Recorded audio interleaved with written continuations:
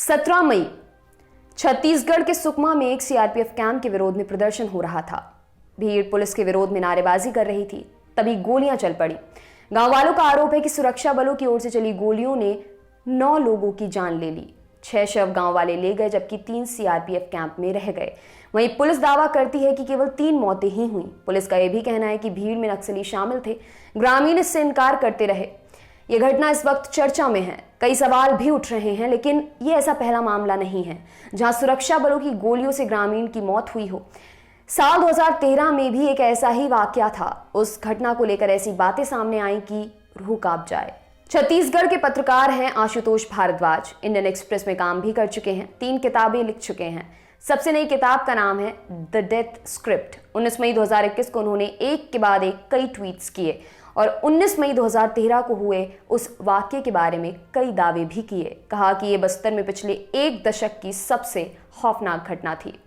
आशुतोष भारद्वाज ने ट्वीट में यह दावा किया कि बीजापुर 19 मई 2013 दोपहर का वक्त 8 शव खुले में पड़े थे, बिना कपड़ों के, फूले हुए। ये सभी 36 घंटे पहले पुलिस फायरिंग में मारे गए। सरकार मान चुकी थी ये लोग नक्सली नहीं थे। अपने अगले ट्वीट में उन्होंने आरोप लगाया, शव परिवार वालों को पोस्टमार्टम के बाद ही दिए जा सकते थे, इसलिए बीच जंगल में शवों को खोल दिया गया। ये बिल्कुल गैर कानूनी था। सरकारी डॉक्टरों ने उन शवों को छुआ तक नहीं। उनके रिश्तेदारों से ही कह दिया गया कि काट कर शवों को खोलें और घाव देखें। ये अमानवीय था। उन्होंने दावा करते हुए आगे लिखा, एक डॉक्टर भी वहां थे जो अब बीजापुर के सीएमओ हैं। अचानक उन्हें महसूस हुआ कि गांव वालों को ब्लेड बदलना चाहिए, लेकिन वहां 8 शवों के पोस्टमार्टम के लिए केवल 1 जोड़ी ग्लव्स थे और 2 ब्लेड।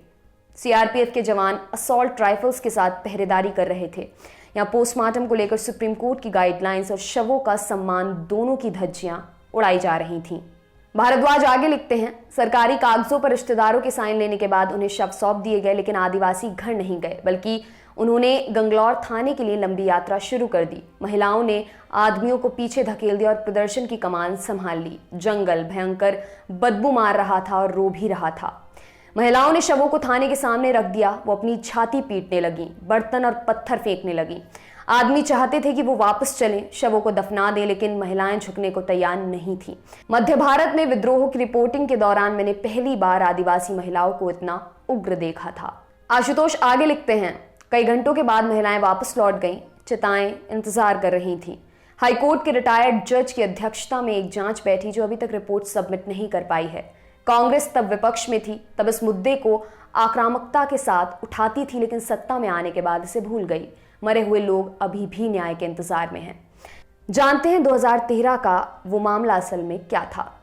इंडियन एक्सप्रेस की रिपोर्ट के मुताबिक मई 2013 में आदिवासी औरतें गंगलौर पुलिस स्टेशन और नजदीक बने सीआरपीएफ कैंप पर चिल्लाते हुए पत्थर फेंक रही थीं। आदमी उन्हें शांत कराने की कोशिश कर रहे थे, लेकिन वो नारे लगाते हुए पत्थर फेंके जा रही थी। उन्हें केवल गोंडी और हल्बी भाषा आती थी। वो जैसे जैसे वापस जाओ चिल्ला रही थी, कह रही थी कि हिम्मत है तो हमें अभी मार डालो, आदिवासियों को मारना बंद करो। इसी दौरान गोलियां चली और लोग मारे गए। मरने वालों में 2 पिता और 2 पुत्र भी थे। करम जोगा और उसका बेटा बद्रू, जिसकी उम्र 13 साल थी। करम पांडु और उसका बेटा गुड्डू, जिसकी उम्र 14 साल थी। इन लोगों की परेशानी मौत के बाद भी खत्म नहीं हुई। तपती धूप में शवों को खुले में डाल दिया गया। शवों से बदबू आने लगी। तब पोस्टमार्टम हुआ, जो मृतकों के परिजनों से ही कराया गया। ऐसे आरोप है कि सीआरपीएफ जवानों की मौजूदगी में अपना मुंह ढके हुए डॉक्टर ने कहा, जरा पेट पर चीरा लगा। एक आदमी सुकलू सामने आया, नंगे शरीर पर कट लगाने लगा। शव गुब्बारे जैसे हो चुके थे। डॉक्टर बीआर पुजारी ने अपने सहयोगियों से पूछा, क्या तुम्हारे पास नया ब्लेड है? लेकिन वहां केवल 2 ब्लेड थे। सुकलू ने पूरे प्रोसेस के दौरान सर्जिकल ग्लव्स चेंज नहीं किए थे। खुले में पोस्टमार्टम नहीं होना चाहिए था। पुलिस की मौजूदगी में नहीं होना चाहिए था। वहां जो हो रहा था वो गैर कानूनी था। ये बात डॉक्टर भी मान रहा था।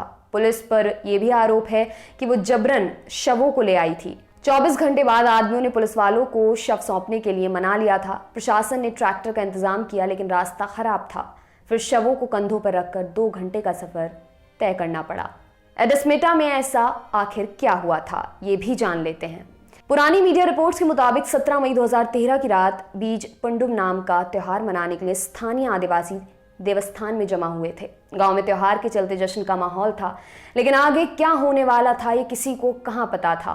ग्रामीणों ने आरोप लगाया था कि पुलिस ने वहां पहुंचकर गोलियां चला दी। वहीं सुरक्षा बलों का यह दावा था कि नक्सलियों ने उन पर हमला किया। इस घटना में 3 बच्चों समेत 8 गांव वालों की मौत हुई थी। कोबरा बटालियन का एक जवान भी मारा गया था। सुप्रीम कोर्ट के आदेश पर मामले की सीबीआई जांच अभी तक जारी है। आपके लिए ये तमाम जानकारी जुटाई है हमारे साथी वरुण ने। मेरा नाम है दिव्यांशी। शुक्रिया।